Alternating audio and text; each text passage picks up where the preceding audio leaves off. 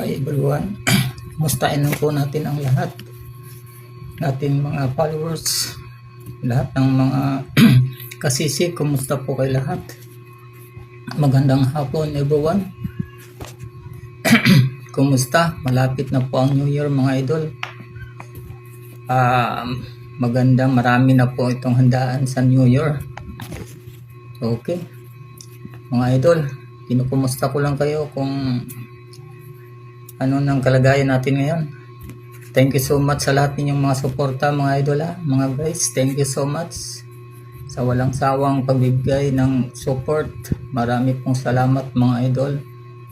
Sana po ay patuloy lang po tayo mga idol. Sipagan lang po natin.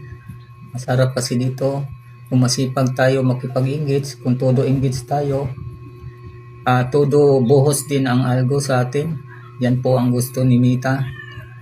Todo boss, iwasan po natin nga maging mag-skip.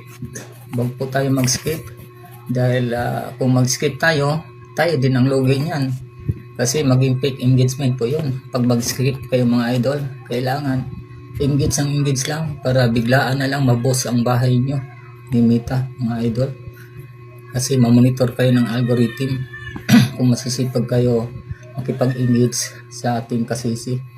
Sipagan lang po natin mga idol. Sumusuporta ka lang na walang kapalit, siguradong triple ang babalik sa atin mga idol. Yes, triple ang babalik sa atin. Kapag mahilig po tayong sumusuporta nga walang kapalit, triple po ang babalik sa atin. Kapag todo engage, todo boss din si algo sa atin mga idol. Todo boss sa ating bahay. Kaya yan po lang ang gagawin natin mga idol.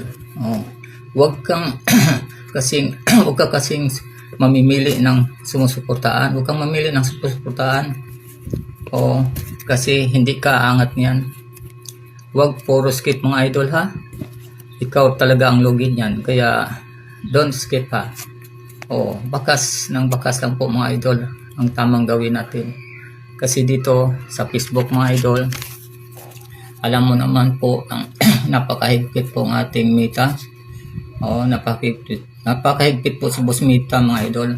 Kailangan natin dito masisipag mag-post ng mga video, gagawa ng mga content. Focus pala tayo mga idol sa content dahil yan po nagbibase si Mita sa ating content.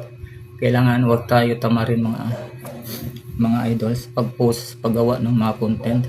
Dahil number 1 po yan guys, ikuha na base ni Mita ang ating content. Focus lang tayo mga idol.